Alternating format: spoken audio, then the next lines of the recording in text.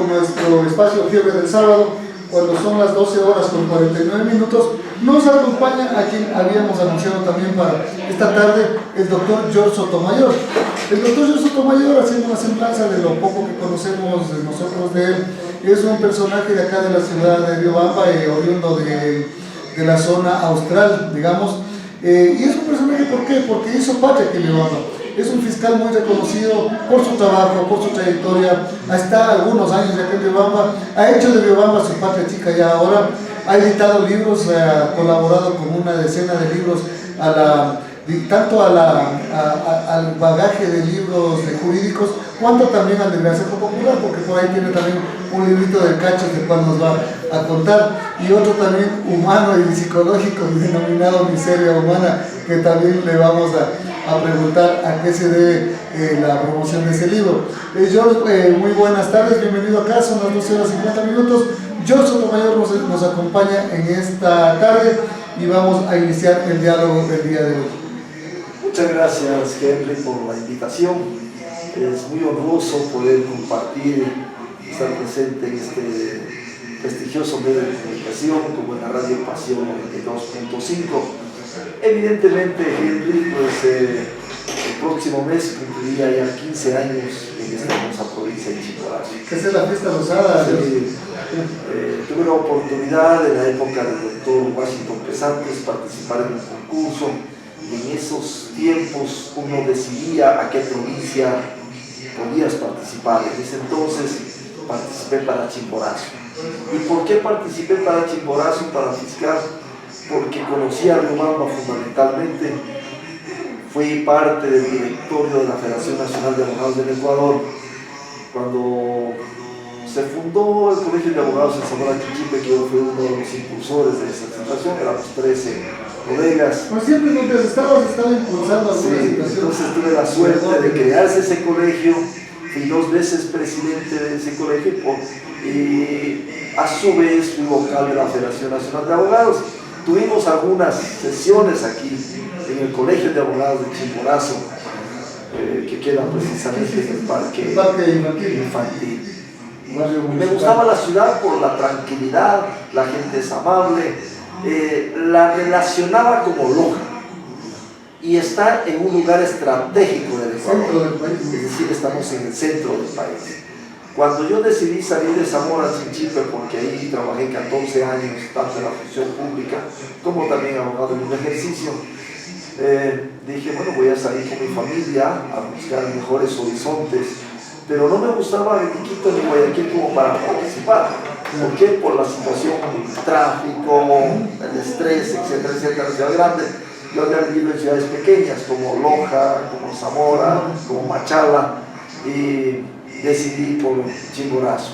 Te digo, Henry, que he tenido la gran suerte de que he encontrado gente maravillosa, gente que me ha abierto los brazos. He trabajado en la fiscalía, me he hecho grandes amigos en lo que es el campo del derecho.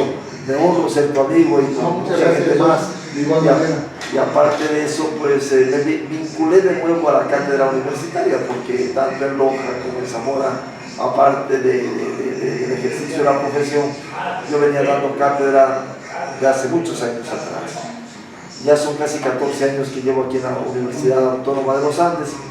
Entonces, ¿cómo no sentirme satisfecho de haber ubicado una de las mejores opciones como provincia y como, en este caso, pues bueno, te digo que también he trabajado en cantones, conoces muy bien, estuve en Chuy, Chicota, Pamote, Alausí, y estos 2 años, 7 meses últimos en Guane, y hace 1 mes y 16 días nuevamente aquí en la ciudad de Riobamba, en la unidad de soluciones rápidas.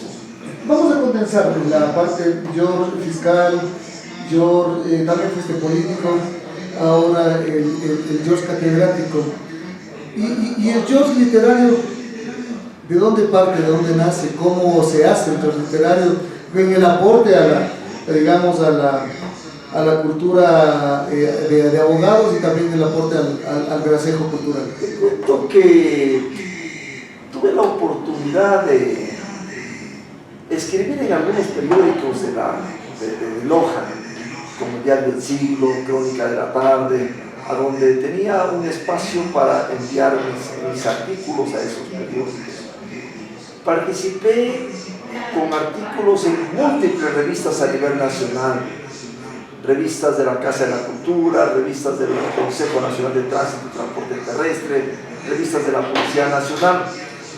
Tengo una gran cantidad de esos artículos publicados en esas revistas. Pero ¿qué es lo que pasa? Que yo fui vendedor, y aparte de ser vendedor, fui propietario de una empresa que se llamó Financiera Cultural SS, que distribuía enciclopedias.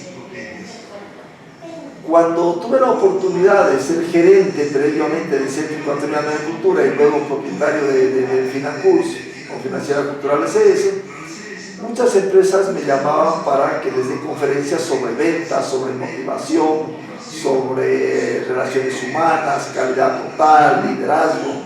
Entonces esos temas los daba casi a nivel del país. En esas circunstancias me puse una meta de escribir un libro sobre motivación, que fue el primer libro.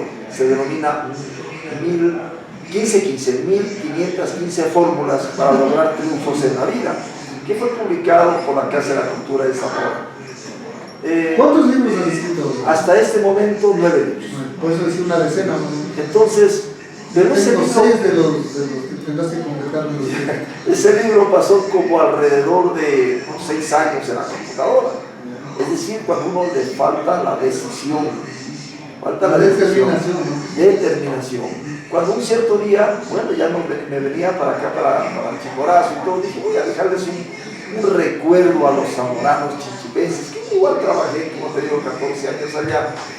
Y desde acá de Chimborazo hice la gestión para que se publique por la Casa de la Cultura y fui precisamente a la presentación del libro de 15 fórmulas para lograr triunfos en la vida. 15 fórmulas para lograr. 1515 fórmulas. 1515 Luego de eso, pues bueno, vinieron otros proyectos que se fueron concretando con el tiempo, como nació posteriormente el libro En el páramo, en el frío, en el cantón Chunche de esta provincia de Chimborazo, que tuve la suerte y el honor de ser fiscal en las noches frías. ¿Cuánto tiempo pasaste que ser un año. Ahí es el libro que se llama Vivimos en un mundo de contrastes. ¿Y por qué esos contrastes? Decía, bueno, vengo del oriente, vengo a la sierra, me voy a Chunchi, el frío, la noche. ¿Y tu pinta es Guayacas ahí? Entonces nace esa idea que, bueno, ya la tenía el pensamiento del título, que nació de pronto en un conversatorio con autoridades de Zamora Chinchipe, y le digo a un licenciado que fue director de educación, apellido Torres, bonito título para un libro. Vivimos en un mundo de contrastes, y lo materialicé en Chunchi. Se terminó el libro, es un libro pequeño, ya no tenía nada más que hacer en la noche, y nació la idea de escribir algo o recopilar algo de lo que nos dicen a los abogados. A los abogados nos dicen de todo, de todo, en frases, sea en positivo, sea en negativo. Entonces sale el libro Sabiduría Popular Humorística. Son como alrededor de 250 entre cachos de los abogados, y luego pues ya se hizo de algunas otras circunstancias. Bueno, te cuento que tanto 1515 fórmulas para alcanzar triunfos en la vida, Vivimos en un mundo de contrastes, Sabiduría Popular Humorística, son libros que se los hizo pues en el área literaria, en esas circunstancias. En alguna ocasión hablaba con un hermano que es abogado, ya se jubiló en Zamora Chinchipe, me dice, deja de escribir pendejadas ya. Ya ponte serio. Entonces, claro, hermano, le digo, en eso estoy. Y empecé a escribir el libro de Principios Constitucionales y Legales, que fue un éxito. Un aporte gigantesco. No solo acá, sino a nivel nacional, un libro que ha llegado a cortes, juzgados, universidades. El libro se agotó en menos de 5 meses. ¿Y solo sacaste un tiraje de 1000 ejemplares? Posteriormente, pues, bueno, he venido... yo he aprovechado algunas circunstancias, Henry, de la vida. Es que de eso se trata también. De eso se trata. Tú debes de recordar que yo llevé el caso, el único caso que he tenido Chimborazo, el lavado de activos, lo llevé yo. Entonces dije, bueno, hay 180 millones de dólares que hubo en juego. En la provincia no ha habido un caso de lavado de activos, y de hecho que después la Fiscalía General confió para que los juicios de lavado de activos se los haga solamente en Quito.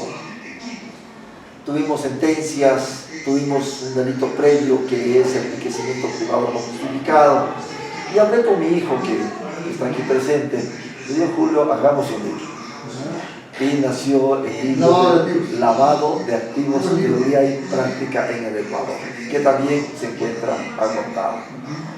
Posteriormente de eso, pues bueno, dije, hay que volver a encasillar la colección de principios, porque salió el tomo 1 como tomo 1, y se hizo el tomo 2 de principios constitucionales y legales. Bueno, salí de Fedotti, delincuencia organizada. La fiscal de ese entonces me envió a trabajar en tránsito, algo que era totalmente nuevo, todo nuevo y todo lo contrario, es decir, tránsito para venir manejando casi 8 años, es metódico, práctico, etc. Entonces digo, bueno, estuve casi 1 año y medio en tránsito, y ahí les compartí la idea a las compañeras, tanto a Paola Vivar como a Erika Arguello. Les digo un día, un material muy bonito, les digo, que hemos trabajado durante este año, hagamos un libro. Y nace la idea, me coge la idea, les gustó la idea. Eso es importante. Es un libro tripartito. Sí, eso es importante cuando las personas te aquilatan alguna idea, es decir, te la fortalecen. Porque yo también esta idea les he dado a mucha gente, y hay, en el caso como Altamirano, ya tiene un libro de uno de tus libros en la Casa de la Cultura, en donde estaban obviamente tus compañeros de trabajo de fiscalía, donde estaban tus compañeros de abogacía, y donde estuvimos muchas personas y público en general, donde tú decías, si uno pasa por una institución sin haber hecho algo, es como no haber pasado, y poco les llamabas la atención a tus mismos compañeros fiscales. Y eso es bueno, porque puede ir sembrando también la semilla para que otras personas se interesen en también dar su aporte de lo que conocen, y un aporte que viene a ser hasta científico. Exactamente. Entonces he tenido esa oportunidad de poder compartir y ir dejando la semilla. Me contaba el periodista Altamirano, dice, doctor, yo me inspiré, me hizo la presentación de un libro, decía, en la Casa de la Cultura, Darwin Altamirano, y dice, en esta última vez participó él en conjunto con Mari Yuquilema, que fueron los maestros de ceremonia en la presentación del último libro de Principios Constitucionales y Legales, tomo 3. Y él le dijo al público, a mí me inspiró el doctor Sotomayor, y ya tengo mi primer libro, que es de periodismo, una publicación de periodismo. ¿Cómo es el título de él ahora? Porque se tuve la oportunidad que me la obsequió. Y igualmente en la corte hicieron un libro, participaron 15 funcionarios judiciales, cuando era presidente el doctor Ruiz. El doctor Ruiz, antes de la presentación del libro, dice, doctor, usted nos inspiró a hacer eso. Qué bueno, qué bueno. Entonces han habido esas circunstancias, y por la situación de tiempo, situaciones económicas. Este último libro ya lo hice con 2 personajes que los veo muy apasionados con el tema de la investigación. En este caso,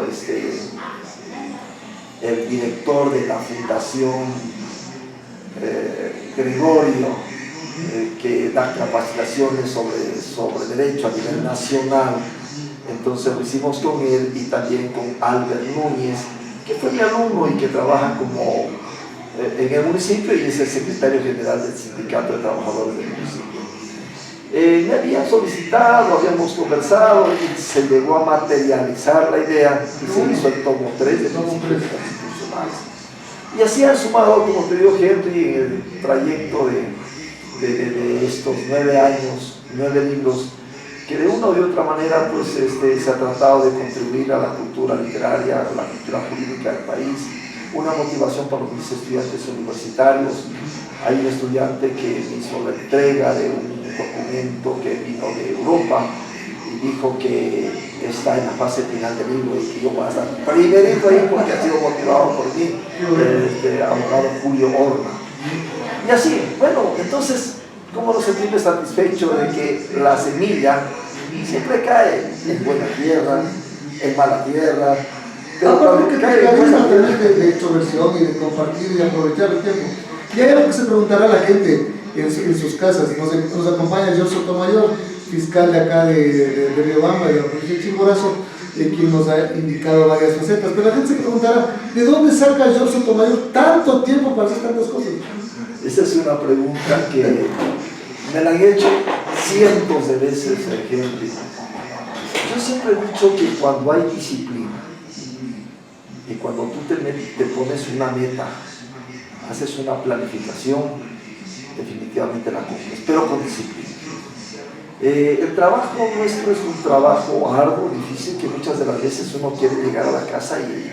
Pero el trabajo de fiscal es un trabajo bastante fuerte, de bastante responsabilidad sobre todo. Tienes bastante responsabilidad, pero tienes fines de semana. Pero cuando trabajas a conciencia, porque también habrá fiscales que se rascan la vida. Por supuesto, entonces en este sentido te quedan las madrugadas, te quedan un sábado cuando uno dice, bueno, me quedo en la cama hasta las 9, hasta las 10 de la mañana. ¿Y qué es lo que estás haciendo tú? Dando un valor agregado a tu profesión. Y eso precisamente venía comentando conmigo. Si no le dieras ese valor agregado, no pasa nada. Te quedas en la casa, no pasa nada. Y eso es lo que hago yo. Es decir, salirme de la rutina normal del trabajo, dejar una media hora, dejar una hora, un fin de semana, un feriado, etcétera, etcétera. Pero por lo menos una media hora o una hora diaria, en este caso, al proyecto. ¿Cuál es el proyecto que yo he venido haciendo? Es el aporte cultural. Entonces no tengo otras circunstancias como una dieta, no. Es decir, en mi función pública más la cátedra universitaria, y en esos 9 años he aportado lógicamente a la cultura jurídica del país. Entonces, pero con la responsabilidad. Y hay una cosa, Henry, que cuando yo he terminado un libro, el libro se lo presenta y en la parte final del libro se pone la próxima edición, el próximo libro. Entonces, ¿qué tienes ahí? La obligación, porque ya se le ha dicho a la gente, se le ha dicho a las personas ya que compran el libro y dicen, ¿y doctor, y cuándo lo publico? Entonces te quedas casi como obligado a hacerlo. Así lo hemos venido una suerte de las sagas de las películas. Sí. A ver, Dios.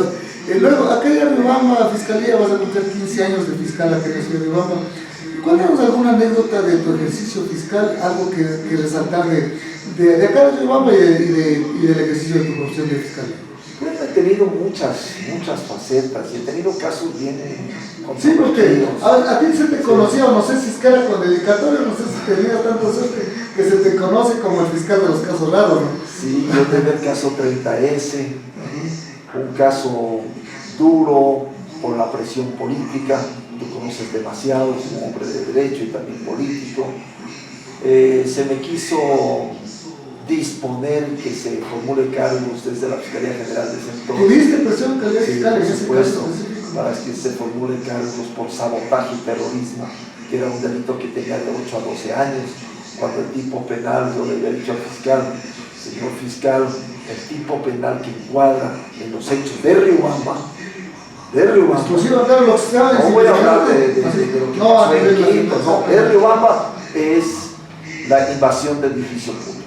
¿Y cuánto de condena tenías? Ahí está de 1 a 3 años. De 1 a 3 años. ¿Qué diferencia? Distante, claro. Yo tuve un problema, yo decía en ese entonces que mis días estaban contados como fiscal. Pero no puedes salirte especialmente del marco legal, claro, de lo que tienes.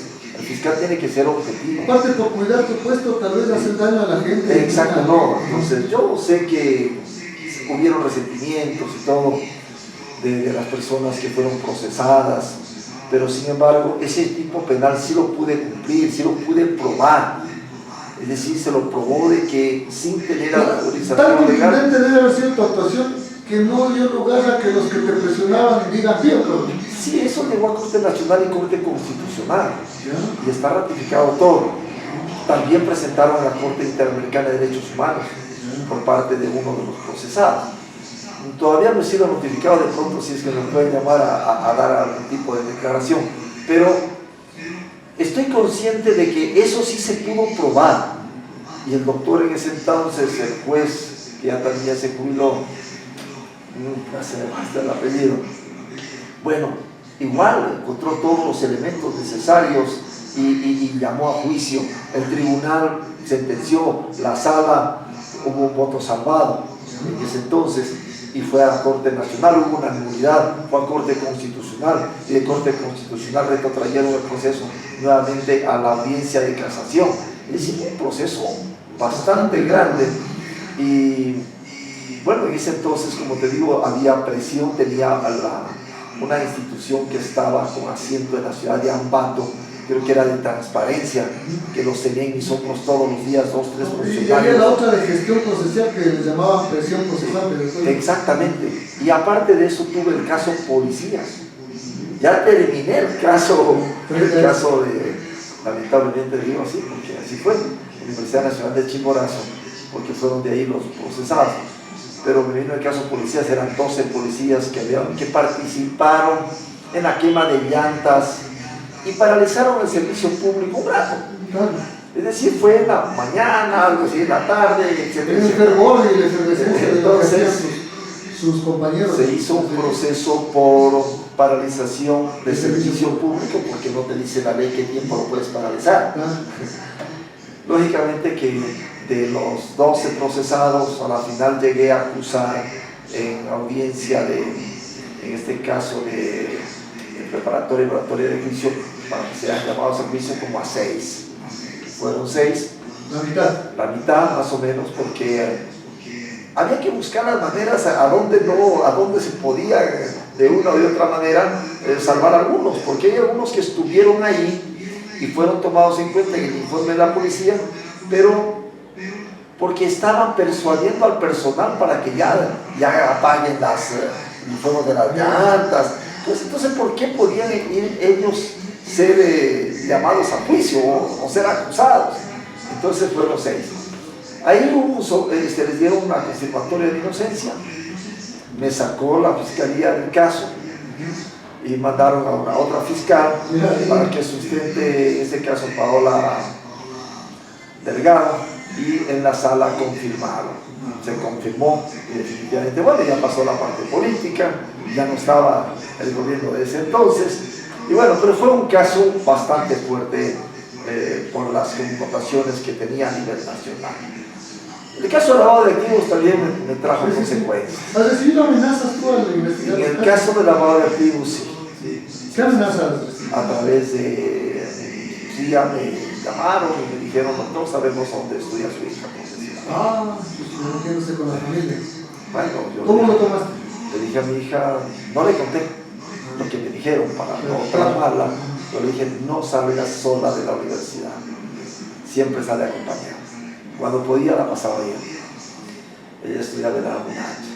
Y otro día me han llamado a la fiscalía y ha contestado mi secretaria en ese entonces, Silvia Aro, que era mi secretaria en ese entonces, y la encuentro llorando y me dice, doctor, me llamaron diciéndome que me cuide, que lo van a matar. Estuve en el programa de Víctimas y Testigos por un año y luego ya salí, pero ventajosamente, gracias a mi Dios, seguimos todavía en la lucha. En ese caso tuve una circunstancia que igual está en el libro de Miseria Humana, en una partecita. Del libro Miseria Humana no nos contaste, nos relataste de los otros libros, su concepción, etcétera, etcétera, pero de Miseria Humana no nos contaste. Cuéntanos el meollo de por qué el nombre de Miseria Humana y de qué trata ese libro. Bueno, en alguna ocasión, un proceso que me ha llegado de otra fiscalía ya archivado, pero hay una oposición y sortea y me llega a mí. No me he dado cuenta que ha faltado 6 meses para que prescriba. No me había dado cuenta. Estaba precisamente en el caso de lavado de activos, que se hicieron 166 tiempo y que obedecía interés. En el caso de enriquecimiento privado no justificado, que igual, y un caso que se derivó del municipio de Riobamba de ese entonces.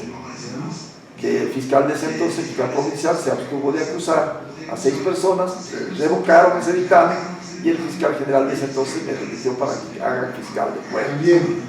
3 procesos, que ese proceso se hizo cientos de procesos de envergadura, ¿no? de envergadura. Al estar con esos 3 procesos tan grandes que definitivamente no daba tiempo ni de respirar, resulta que no avancé a depurar todo lo que se podía haber seguido despachando en otros procesos, cuando un cierto día como que quedo un poco ya algo así ahogado y veo ese proceso y veo prescrito. Posiblemente error mío, mandé a la unidad judicial como prescripción, porque los compañeros se deben mandar como archivo.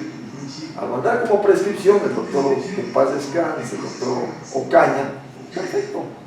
Vio que no había ningún vicio, ninguna circunstancia que haya incurrido el fiscal. Acepta la prescripción y se va al archivo. De la Fiscalía Provincial de ese entonces, han pedido ese expediente para hacerle un seguimiento, una auditoría de gestión procesal, y hacen un informe y lo mandan directamente de la Fiscalía Provincial a la Judicatura para que se me investigue, responsabilizándome de la prescripción y pidiendo inclusive la destitución. ¿Y qué tiene que ver eso con mi Ante estas circunstancias digo, si este caso hubiera salido de afuera,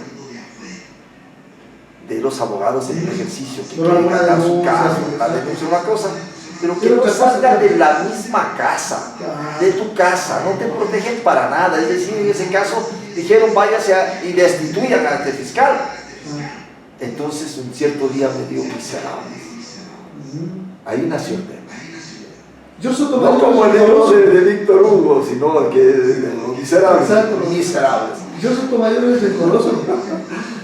Con ese libro, no, como que me dio un poco de paz. Es decir, alguien me decía, doctor, ¿por qué?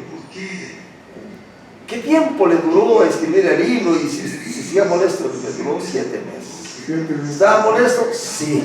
Pero cuando lo terminé dije, ya no, ya he perdonado.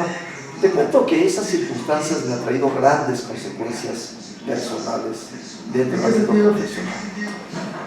Bueno, en primer lugar, yo estuve en la base de elegibles para ser juez de tribunal. A raíz de que salió una sanción de que me dio la judicatura un mes. O sea, tuvo repercusiones, truncó las aspiraciones al llegar a mayor.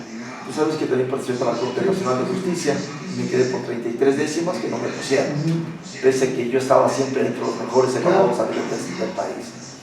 Bueno, se terminó ya la base de elegibles y no pude ser juez estando en la base de elegibles.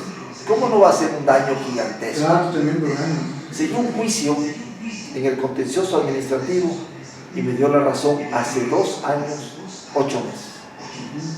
Casó el Consejo de la Judicatura y ese proceso todavía está en. A raíz de eso me dieron el cambio a Juan. A raíz de la sentencia del Tribunal de lo Contencioso. Entonces sigue habiendo repercusiones. ¿Ya? Cuando quise participar para juez de la Corte Constitucional, ¿cuáles eran los requisitos? Primer requisito, no haber sido sancionado. Ya no cumplía. A través de, había que hacer una declaración juramentada. ¿Cómo voy a decir que no he sido sancionado? Porque todavía está la sanción, voy a caer en perjurio y etc. Entonces no he podido ya participar para la Corte Nacional.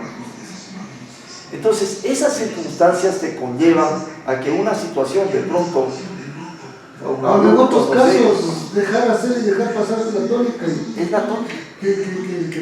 Ahora, yo demando al Consejo de la Judicatura en la época de Gustavo Llave. Tuve que mandar a él y a todos los vocales que intervinieron en ese caso para mi suspensión de un mes. Ahí puede ser un mes tontería, claro. Al parecer. Es una mancha grande. Es una mancha gigante. En la hoja de vida de una carrera brillante como ha sido aquí. Viene un director del Consejo de la Judicatura desde Quito, se apasiona de de los elementos, de los elementos vinieron por todo lado que me ubiquen casos para seguirme sumarios administrativos. Terminó siguiéndome alrededor de 7 sumarios administrativos. Pero de todos saliste De todos he salido bien y por eso estoy todavía en la lucha. Esas son las circunstancias de que no está mal ubicado el título de licencia. Ya nos explicaste y te doy la razón. Entonces ya en la parte final, ¿cómo es tu vida acá en Riobamba? Aparte de todas las cosas que haces, ¿cómo te trata Riobamba? ¿Cómo te tratan sus ciudadanos? ¿Y qué identificación has llegado a tener con este pueblo? Bueno, ¿qué te puedo decir? Tengo gratísimos momentos de lo que ha sido Riobamba para mí. Muchos amigos, las puertas se me han abierto en las instituciones. Aquí estudiaron mis 2 hijos, mi hijo varón, abogado de la República, mi hija, abogada, ella trabaja en la Politécnica, mi hijo está en el ejercicio.